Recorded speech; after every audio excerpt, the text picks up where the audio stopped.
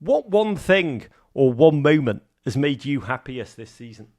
Probably is the constant resilience of the team, that we've gone through one news to another new to another new, and the expectations remain the same. And not only accepting that, but embracing it and said, we are capable of doing it and we are still going to do it. My guest today is one of the most intense, innovative and introspective leaders in the Premier League firmament. During his 6 seasons at Arsenal, it's no exaggeration to say he's completely reshaped the club, giving them an identity that's equal parts tenacity, joy and NFL-style set-piece wonder. He's not only delivered a club anthem, His Heart Will Leave You Never, but he's also led his side to their first Champions League semi-final since 2009. Wonderful to welcome back Mr. Mikel Arteta. Hello, good afternoon. It's good to see you, Mikel. It's hard to believe you've been at Arsenal for nearly 6 years now. It's nearly a seventh of your life. When you look back, has that time gone quickly or slowly? I think it has gone very quickly. It's been very intense and it's been especially very, very fascinating to have the opportunity to be at this club. We last spoke in August when you were reflecting on the lessons you learnt from the end of the last season, and you said you felt a sense of success and belief among the players and a sense of pride for maintaining, this is your quote, joy, passion and connection. Do you feel similar now?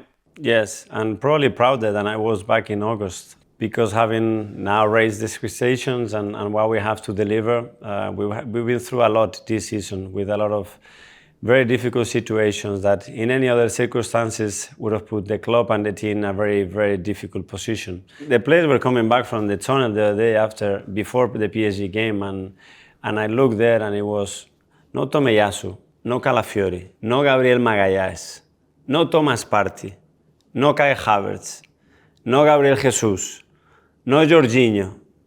And I see the team, where we are and how we are competing, and it's an absolutely joy. Because I've seen in 10, 15, 20 years, I analyzed what happened when these things happen to other clubs, and it's very different. I look at the Arsenal season as just a series of unique challenges. Let's say the unique red cards early on, the painful swarm of injuries that you've just detailed, frustration in the final third. I know you as a profoundly analytical man, deeply introspective. When you look at this campaign, what do you pinpoint to yourself, Mikel, as the main reason that the title challenge that you wanted, didn't end up as you dreamed it would? Well, two very different things. In the Premier League, with 5 red cards in the period that we played, with the amount of injuries, you have 0 chance to win the league, and you have very few chance even to play in Champions League. That's history. That's nothing that I'm saying. What we've done in the Champions League with those conditions, in my opinion, is extraordinary.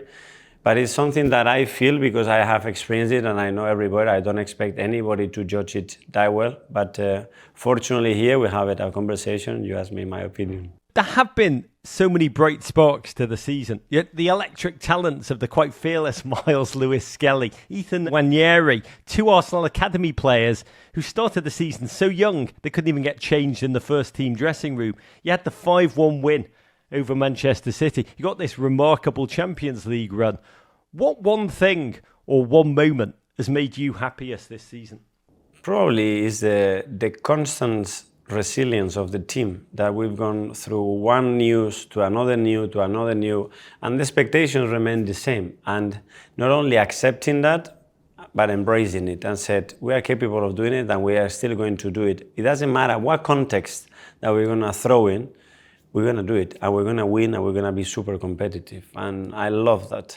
When you look back over the season, Mikel, are there any decisions that you would make differently, situations you would approach differently if you could do them over?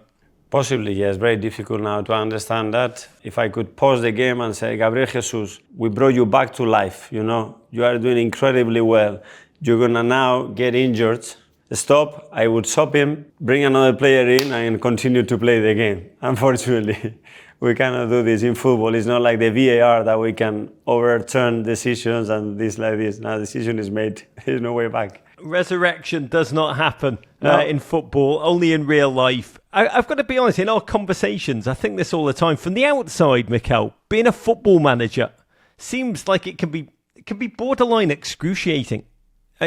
Yes, that pain is interrupted by delirious highs that most of us will never understand or imagine. How stressful is it? And do the highs make up for the challenging parts?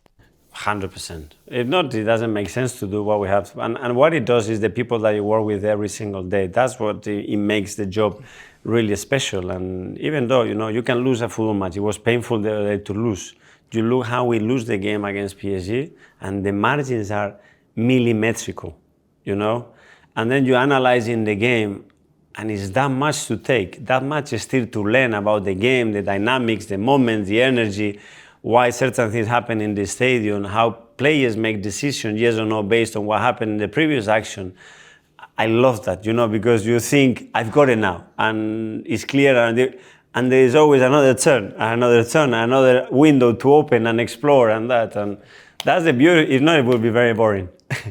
It's amazing. When you think you know it all, when you think you've seen it all, football does give you that other level. Which you reminded me about when we spoke last time. You talked about the beauty of giving your players the freedom to surprise you. This was your quote. I've thought a lot about it since. You said the biggest gift of being a manager is when the players take ownership and deliver something that wasn't in the plan, which means we've got to quickly talk about the human hammer, Declan Rice. 0 free kicks scored in the first 381 games of his career. And then those 2 thunderous poems inside 12 minutes to shock Real Madrid. Here's what I wanted to ask you, because you're a philosophical human being. What did you learn from watching that? Mikel, do we all have a secret skill that's hidden inside us? Or with Declan, did you always know that it was there? I think we have to facilitate the work of our players, but don't try to teach them. Facilitate all the tools, everything, so they can see, but facilitate their expression. Because if a player feels that he needs to deliver something in that moment and he's feeling it, he needs to try and deliver it. And sometimes it will happen and sometimes it won't. And Declan is, because our feeling, me and Nico were there, cross the ball, because it was on what we wanted to do. And then he puts it in the back of the net. So shut up, and let him decide that he knows better than us. I read a line from Haruki Murakami recently, Mikel. When you come out of the storm, you won't be the same person who walked in. How are you different now, 6 years on, than when you first walked into Arsenal? That's for sure. The experiences, I think, mold you, and I think they shape you, especially.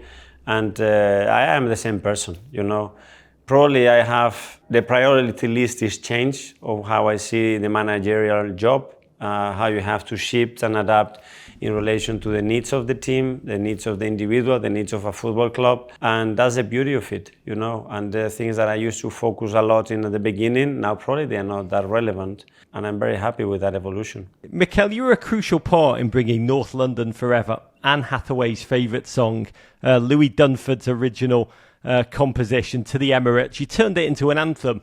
You said you wanted, quote, everybody to feel like they were part of what the team were doing. When you hear that song on match days in your ear, can you describe what you feel, what it means to you? Pride.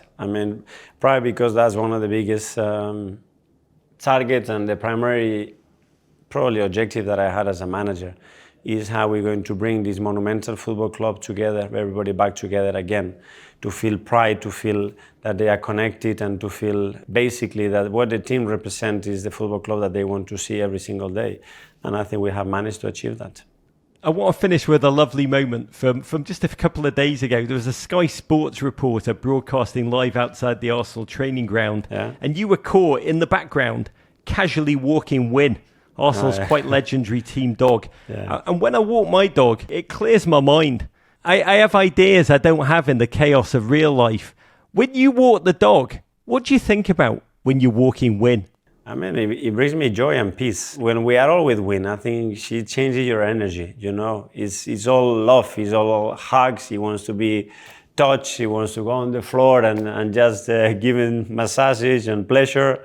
And it's about that. It's just connecting, connecting emotions. And a dog is the most loyal and unbelievable, I think, animal that exists. And I feel very attached to her. Oh, to you, Mikel, to Joy, to clearing your head, to Win the dog, to Arsenal. Thank you. Thank you so much. Thank you. Courage.